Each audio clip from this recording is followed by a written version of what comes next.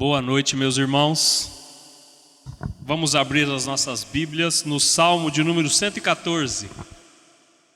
Deus abençoe você que está aí na tua casa, pronto para louvar a Deus. Louvamos a Deus com essa magnífica equipe de louvor nossa, muito abençoada, muito dedicada. Vamos ler o Salmo de número 114, vamos ler todo ele, meus irmãos. Diz assim a palavra do Senhor: Quando saiu Israel do Egito e a casa de Jacó do meio de um povo de língua estranha, Judá se tornou o seu santuário e Israel o seu domínio. O mar viu isso e fugiu. O Jordão tornou atrás. Os montes saltaram como carneiros e as colinas como cordeiros do rebanho. Que tens, ó mar, que assim foges? E tu, Jordão, para tornares atrás? Montes, por que saltais como carneiros? E vós, colinas, como cordeiros do rebanho? Estremece, ó terra, na presença do Senhor, na presença do Deus de Jacó, o qual converteu a rocha em lençol de água e o seixo em manancial. Vamos orar, meus irmãos.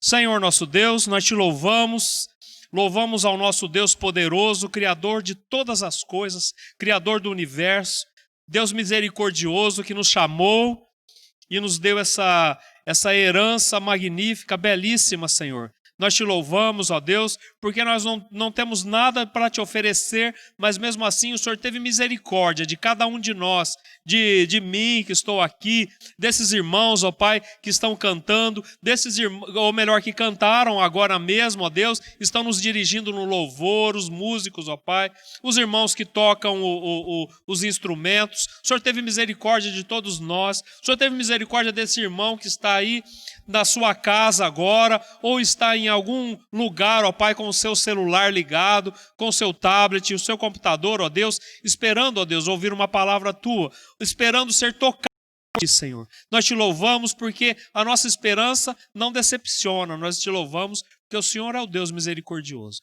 Louvado seja o Teu santo nome, ó Deus. Obrigado, Senhor, te louvamos em nome do Senhor Jesus. Boa noite, meus irmãos. Hoje nós tivemos o culto lá no buffet.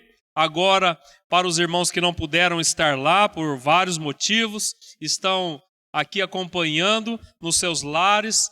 Eu quero dar as boas-vindas aos irmãos. Daqui a pouco o pastor Marcelo vai trazer a mensagem da palavra do Senhor e nós vamos continuar louvando com a equipe de louvor. Gostaria apenas de pedir oração aos irmãos pelos motivos que nós temos. Gostaria de colocar agradecimento porque nós oramos por vários irmãos nós colocamos aqui o nome dele, colocamos nos grupos de louvor, nos grupos, nos pequenos grupos, e oramos por eles porque foram acometidos da Covid-19 e o Senhor teve misericórdia de nós e atendeu a nossa oração, e eles foram salvos, eles foram curados. Essa semana, a dona Nilda, mãe do Rogério e sogra da nossa irmã Luciane, oramos por ela, ela foi internada, estava na UTI e o Senhor a curou. O Rogério também a família toda foi diagnosticada com a Covid, mas o Senhor também teve misericórdia. Quantas pessoas, quantos irmãos já que temos orado por eles e o Senhor tem abençoado. Louvado seja o Senhor por isso. Eu gostaria de agradecer e pedir que os irmãos continuem orando. Agora mesmo estava falando com uma irmã que a filha dela é uma estudante de medicina e ela está na frente de batalha. Vamos estar orando por todos esses nossos irmãos que estão na frente de batalha, que estão lá lutando para salvar vidas, pessoas salvas por Jesus, pessoas criadas à imagem de Deus. Vamos estar orando por esses irmãos nossos, enfermeiros, médicos, pessoas que trabalham em farmácia, pessoas que trabalham em supermercado e que garantem o alimento nosso, não é verdade? Caminhoneiros, vamos estar orando por essas pessoas. Lembrar do Tchãozinho, não é? Caminhoneiro. Vamos estar orando por essas pessoas, irmãos. Eu vou estar orando mais uma vez agora e depois eu já vou passar para a equipe de louvor que vai nos dirigir nesse tempo de louvor. Vamos orar, irmão, mais uma vez. Senhor nosso Deus, eu te agradeço pela tua bênção, te agradeço porque nós podemos louvar a Ti, ó Deus, por tantos irmãos que nós colocamos aqui e temos colocado até hoje, ó Deus, pessoas que foram acometidas pela Covid-19, irmãos nossos, ó Deus, e o Senhor teve misericórdia de nós, ó Deus, para que o nosso coração não se entristecesse, ó Deus, o Senhor teve misericórdia de nós, teve misericórdia desses irmãos, ó Deus, o Senhor os curou, ó Deus, e essa semana temos mais uma pessoa, uma irmã nossa, uma senhora lá de Alfenas, a dona Nilda, Senhor, que o Senhor curou, ó Deus, e ela está em sua casa. Senhor, obrigado por isso, eu te agradeço, Deus, e peço a Ti, que o Senhor continue abençoando a cada um de nós, porventura algum irmão nosso estiver com Covid ou estiver acamado por qualquer outro motivo, peço que o Senhor visite, Senhor, que o Senhor abençoe, que o Senhor coloque a Tua mão, ó Deus, curadora, ó Pai, que o Senhor alivie a dor, ó Pai, que o Senhor abençoe as famílias, ó Deus, cuida de cada um de nós e cuida dos irmãos que estão na frente de batalha, várias frentes, ó Pai, quando nós colocamos aqui, Senhor, os médicos, os enfermeiros, os caminhoneiros, as pessoas que trabalham no comércio, ó Deus, para garantir a nossa vida, Senhor. Eu peço que o Senhor cuida de cada um deles, cuida de cada um dos nossos irmãos, ó Pai, que estão na frente de batalha. Eu louvo a Ti, peço que o Senhor esteja conosco, abençoa esse louvor que vamos ter agora, que seja agradável aos Teus ouvidos, ó Pai, o louvor que vamos prestar diante de Ti, porque é pelo Teu Espírito mesmo que nós apresentamos os nossos sacrifícios diante do Senhor. Oramos agradecidos, em nome do Senhor Jesus. Amém.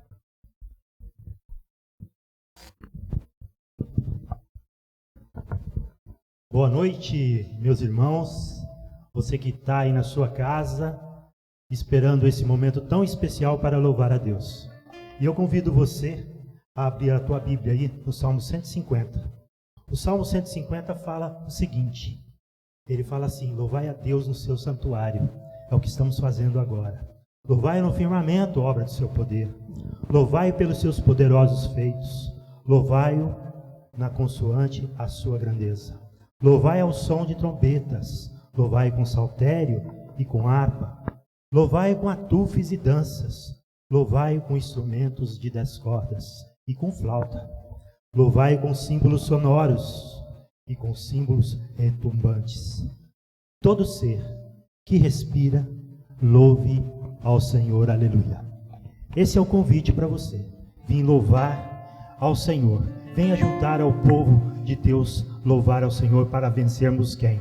O nosso inimigo. Então vamos louvar e engrandecer o nome do nosso maravilhoso Salvador, que é Jesus Cristo. Louvamos.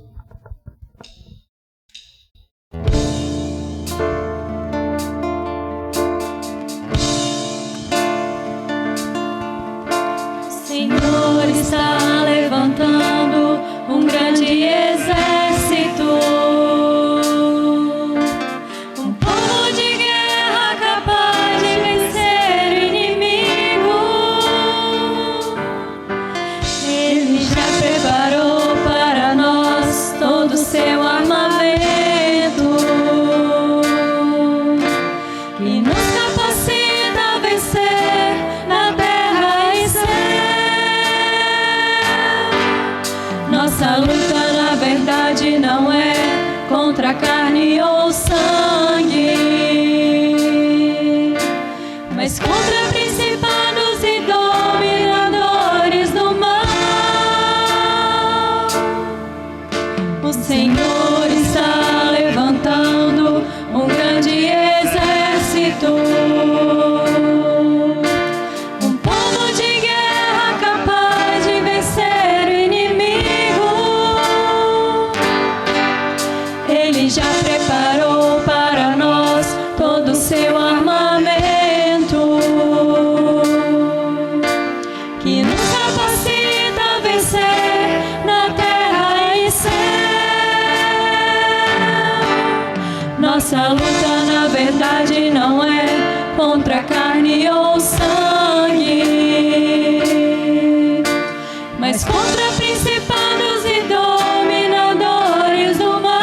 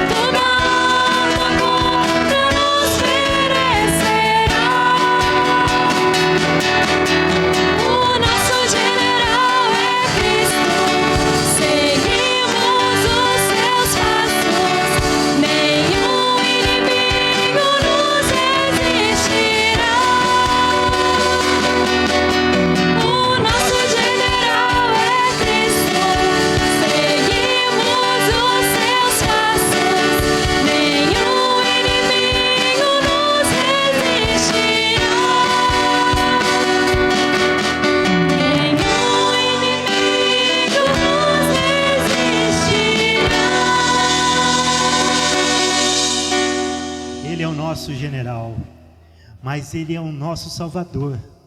E Ele vive. Porque Ele vive, eu posso crer no amanhã. Vamos estar louvando, vamos dar glória a Ele, a esse Deus maravilhoso, a esse Deus que o seu nome é grande. Vamos louvá-lo.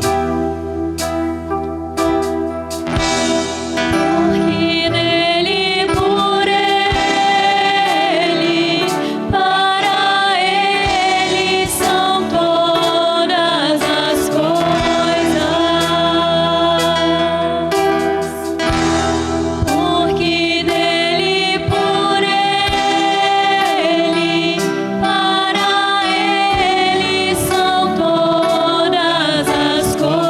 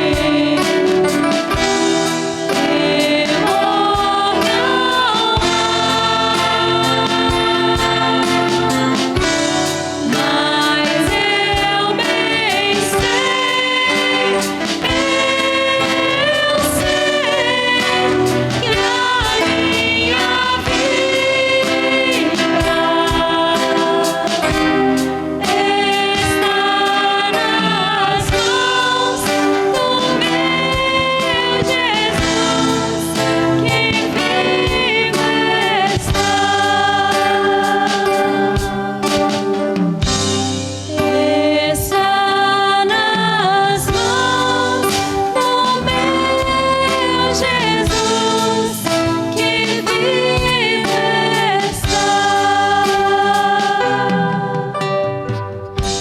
Senhor, a minha vida, a vida dos meus irmãos, que está aqui, que está em casa, te adorando, está nas suas mãos, ó Pai.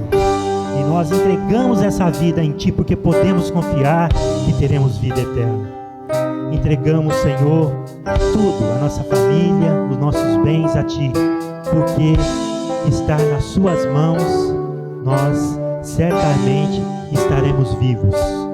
Nós te agradecemos por esse culto, nós te agradecemos por esse louvor, porque o Senhor está vivo, e vive está hoje em nosso meio.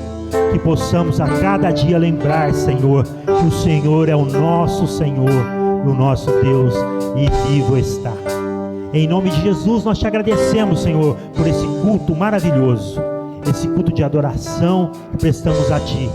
Te agradecemos também, Senhor, porque vamos receber nesse momento uma porção da Tua palavra, e que essa palavra que venha de conta aos nossos corações, que o Seu Santo Espírito esteja, Senhor, ministrando através do pastor Marcelo a Tua palavra, e que o Teu Espírito Santo possa, Senhor, convencer da justiça, do pecado e também do juízo todo aquele, Senhor, que está andando segundo não a sua vontade.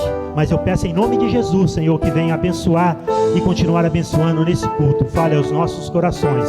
Estamos abertos com os ouvidos e com a nossa psique para entender, Senhor, a Tua vontade essa noite. Em nome de Jesus. Amém.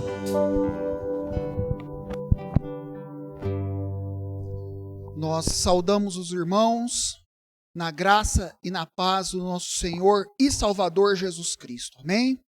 É um prazer estar meditando na palavra de Deus. Nós aqui no templo da Igreja Presbiteriana do Jardim Botânico e os irmãos aí na casa de vocês, né, diante dos celulares, dos notebooks, dos seus computadores, na certeza que, apesar da distância, Deus nos une nesse momento. Como família que somos, como filho de Deus que nós somos. E falando em família, falando em filhos de Deus que nós somos, eu convido você, meu irmão, minha irmã, a juntos meditarmos na carta de Paulo aos Gálatas, capítulo 3, versículos 7, 8 e 9. Gálatas 3, versículos 7 a 9. E a palavra de Deus assim nos diz: sabei, pois, que os da fé é que são filhos de Abraão. Ora, tendo a Escritura previsto que Deus justificaria pela fé os gentios, preanunciou o Evangelho a Abrão. Em ti serão abençoados todos os povos, de modo que os da fé são abençoados com o crente Abraão. Eu lembro que na época da militância da advocacia, eu estava aqui no Fórum de Ribeirão Preto, conversando na vara de famílias com o juiz. E lá, tomando um cafezinho, entre uma audiência e outra, nós começamos a conversar sobre as rixas, sobre as divergências, sobre os desencontros que ocorrem durante a partilha de bens. E ele dizendo assim para os advogados que estavam reunidos lá diante dele, naquela mesa: mas vocês, doutores, vocês percebem, senhores, o quanto de maldade um filho comete contra o outro na hora de partilhar uma herança, de fazer um testamento? É irmão brigando com irmão, é irmão ofendendo irmão. Muitas vezes nós partimos para a gravidade extrema de um irmão tentar contra a vida do próprio irmão.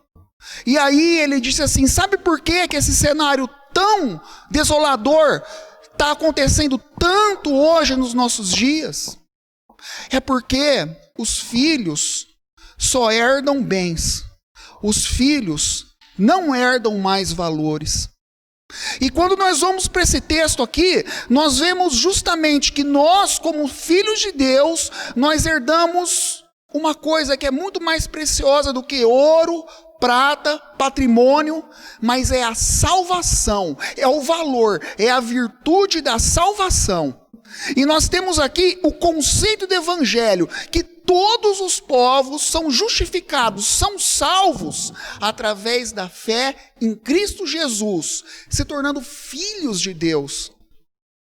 Quando nós estudamos a definição do evangelho, você pode perguntar, essa pergunta se faz muito na escola dominical: o que é o evangelho? E aí muitas pessoas dizem assim: evangelho é Jesus Cristo. Mas é muito mais do que isso. As pessoas muitas vezes respondem: o evangelho são aqueles 4 livros que contam a história de Jesus, que abrem o Novo Testamento. Mateus, Marcos, Lucas e João. É isso, mas é muito mais do que isso. A Bíblia, ela traz 2 definições expressas, literais, do que é o evangelho. A primeira delas está em Romanos 1,16.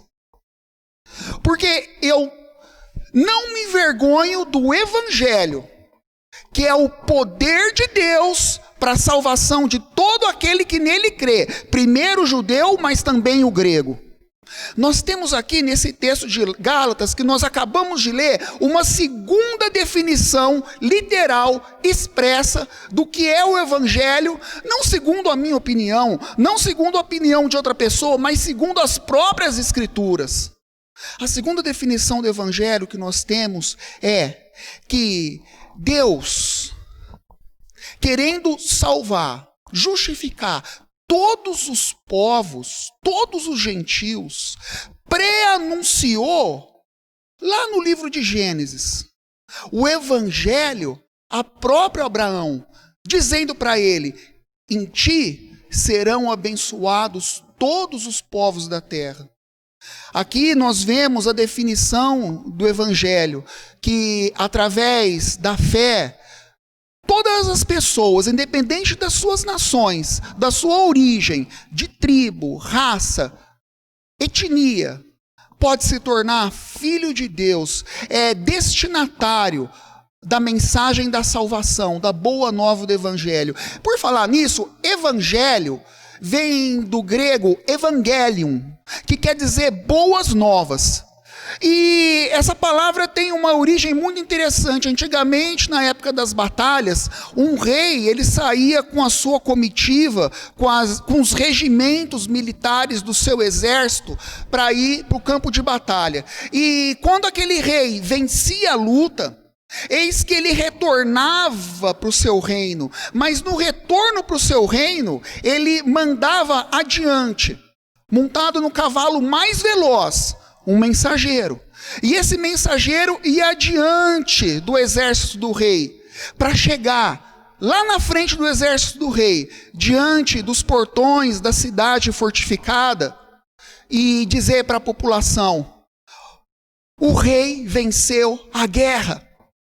E aí os portões eram abertos e a população saía de encontro com o rei. Meus irmãos, o evangelho o que é? É a boa nova de que o nosso rei, Jesus Cristo, venceu o império do pecado. E hoje nós somos salvos mediante a fé. É interessante que quando nós pensamos em evangelho, em igreja, nós achamos que o início da igreja, o despertar da igreja, está lá em Atos 2, quando no dia de Pentecostes, estavam as pessoas, todas ali em Jerusalém, pessoas de todos os povos, e eles se reuniram ali, e o Espírito Santo se manifestou. Ali era o começo da igreja. Ali era o despertar da igreja, mas eu digo para os irmãos, o embrião, o começo da igreja, não está lá em Atos 2, mas está, por incrível que pareça, lá no livro de Gênesis. Quando nós vemos aqui o versículo 8 dizendo que Deus disse a Abraão: em ti serão abençoados todos os povos, nós temos uma referência ao livro de Gênesis, à origem da igreja. que está basicamente em 2 versículos. Gênesis 12, 3, que Deus diz para Abraão: em ti serão abençoados todos os povos da terra. E tem um outro versículo que eu acho que traz de maneira mais incisiva essa ideia, que é Gênesis 17, 5, que Deus diz para Abraão: Abrão não será mais o teu nome, mas sim Abraão, porque pai de numerosas nações eu te farei. Nós estamos falando sobre família, sobre sermos filhos de Deus. Nós que não herdamos de Deus bens, patrimônios, mas nós herdamos a maior de todas as virtudes, que é a salvação para a vida eterna. O maior de todos os valores, que é a salvação para a vida eterna. E aqui o Evangelho nos diz que o rei venceu a guerra e todo aquele que nele crê, independente da nação, pela fé em Cristo Jesus, se torna filho de Abraão. É interessante que na época do Antigo Testamento, até a época de Jesus, filhos de Abraão eram tão somente aqueles que nasciam no território de Israel. Era aquele que era judeu, etnográfico, ou seja, aquela pessoa que nasceu no território de Israel, ou seja, o judeu segundo a carne e segundo o sangue. Esse era o filho de Abraão. Eram aqueles que eram os destinatários originais da promessa, aqueles que eram os destinatários finais das alianças de Deus para com Abraão. Mas nós vemos o Evangelho aqui nesse texto, quando Paulo ele diz que, tendo as Escrituras previsto que Deus justificaria, salvaria todos os povos pela fé, pré-anunciou o Evangelho a Abraão, dizendo: em ti serão abençoados todos os povos da terra. Abraão, você será pai de numerosas nações. E o que significa evangelho? Evangelho, então, é, concluindo, a salvação para todos os povos. Hoje, filhos de Abraão não são mais aqueles segundo a carne e segundo o sangue, mas filhos de Abraão são aqueles segundo a fé. E nós temos esse conceito aqui no primeiro versículo que nós lemos, no versículo 7. Sabei, pois, que os da fé é que são filhos de Abraão. Meus irmãos, não é à toa que lá no hebraico, Abrão, Ab, é pai. E quando nós vemos a transformação do nome de Abrão para Abraão, significa como uma transliteração, uma tradução, seria de pai para paizão. Seria a mesma coisa, dizendo uma linguagem bem fácil. Ou seja, Abraão é um grande paizão, pai de todas as nações. E isso é maravilhoso, porque filho dele hoje não é só o judeu, mas é todas as pessoas de todos os povos. O africano pode ser filho de Abraão, o brasileiro pode ser filho de Abraão, o asiático, o americano, todos podem ser filhos de Abraão, segundo a fé em Cristo Jesus. E isso veio para quebrar uma grande barreira. Porque, vejam bem, até a época de Jesus Cristo, a salvação era só para o judeu. Tanto é que naquele primeiro conceito de evangelho que nós temos em Romanos 1,16, Paulo diz assim: porque eu não me envergonho do evangelho, que é o poder de Deus para a salvação de todo aquele que nele crê, primeiro do judeu e depois do grego.